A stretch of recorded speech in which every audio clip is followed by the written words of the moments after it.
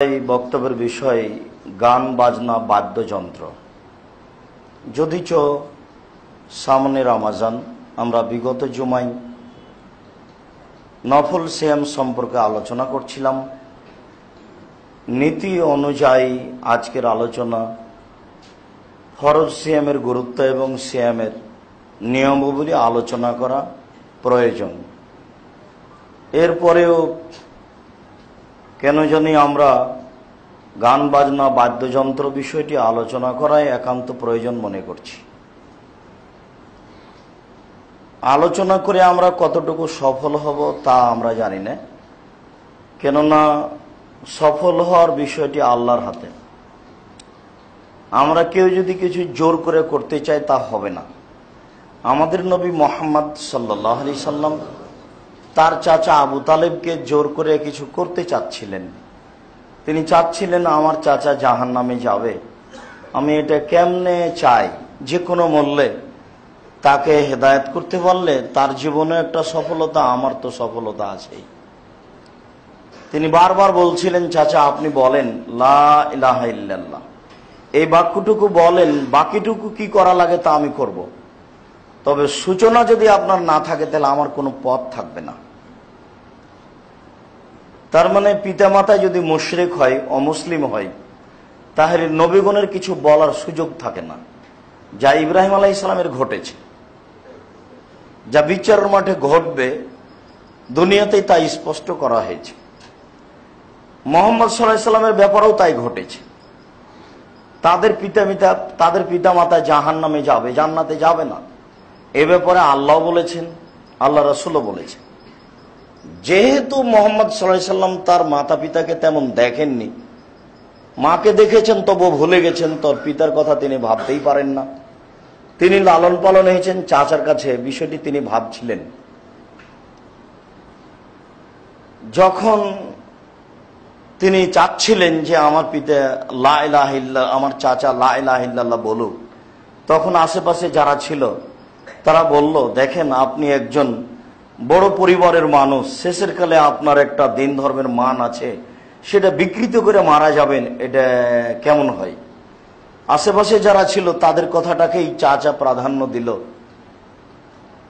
চাচা বলল, দেখো তুমি আমাকে এই সময় তার বিরক্ত করো না। তখন আল্লাহ তাআলা বললেন, মুহাম্মদ ইন্নাকা লা তাহদি মান আহবাবতা, আপনি ইচ্ছা করলেই, কাউকে ভালোবাসলেই হেদায়েত করতে পারবেন, বিষয়টি এমন নয়। ইন্না আলাইনা লাল হুদা, নিশ্চয় হেদায়েতের দায়িত্ব আমার হাতে রয়েছে। আপনি যে কাউকে হেদায়েত করতে পারবেন না জোর করে, তার চাচা আপনার প্রমাণ। ইন্নাকা লা তাহদি, আপনি কখনো কাউকে হেদায়েত করতে পারেন না মান আহবাবতা, আপনি যাকে মনে করেন, যাকে ভালোবাসবেন, বিষয়টি তা নয়। ভালোবাসলেই হবে তা হবে না। আসলে কাকে হেদায়েত করব এটা আমার দায়িত্বে রয়েছে, আমি করব। দাওয়াত দেওয়ার দায়িত্বে আপনি, মানুষকে দাওয়াত দেন, মানুষ ভালো মন্দ বুঝুক।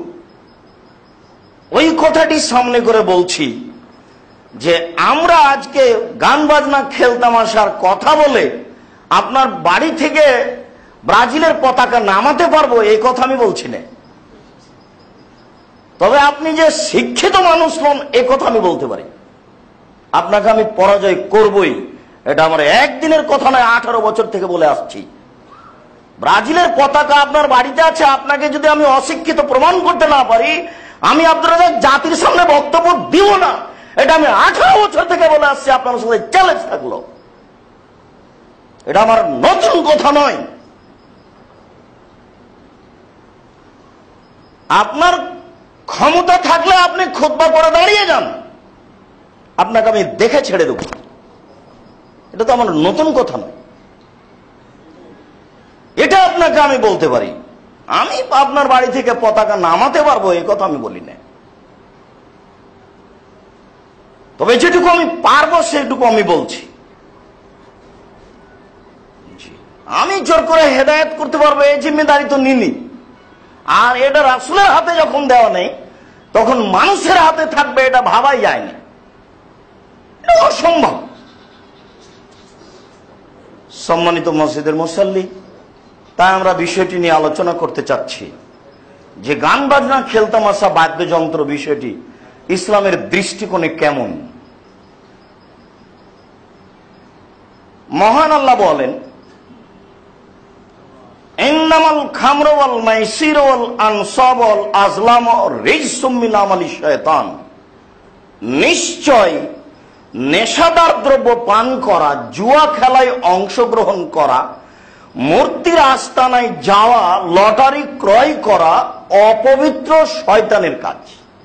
কাজটাই না পাক, প্রথম কথা এটা আল্লাহ বলছেন। আর এই কাজ হলো শয়তানের কাজ।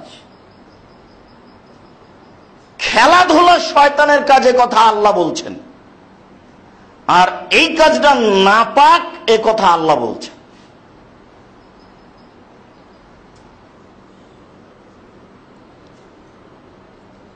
আল্লাহ তাআলা অন্যত্র বলেন, ইয়াসআলুনাকা আনিল খামরি ওয়াল মাইসির কুল ফীহিমা ইসমুন কাবীর। মুহাম্মদ, আপনাকে মানুষ জিজ্ঞাসা করে জুয়া খেলা সম্পর্কে আর নেশাদার দ্রব্য পান করা সম্পর্কে। আপনি বলুন এতে মহাপাপ। যারা খেলায় অংশগ্রহণ করে তারা বড় পাপী, ইসমুন কাবীর, এতে বড় পাপ রয়েছে, ওরা বড় পাপী।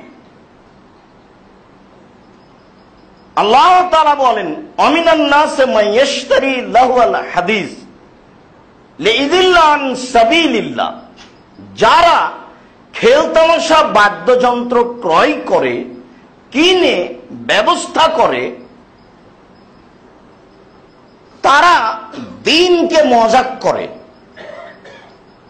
দ্বীনকে বিদ্রূপ করে, নিজের ধর্মকে ঠাট্টা করে,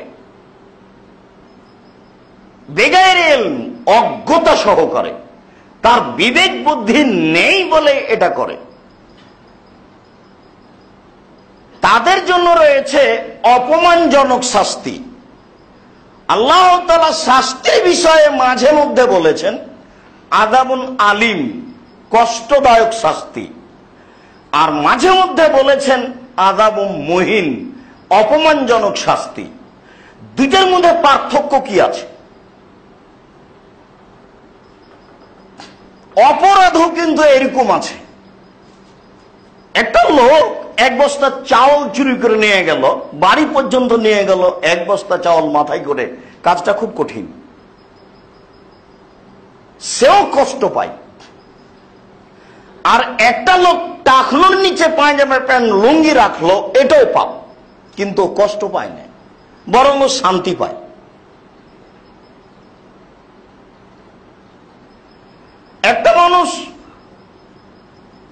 একটা মানুষকে 10 লাঠি পিটালো, তো যে পিটাচ্ছে সেও কষ্ট পাচ্ছে, তার একটা ক্লান্তি আছে, আর যাকে মারা হচ্ছে সে একটা ক্লান্তি পাচ্ছে।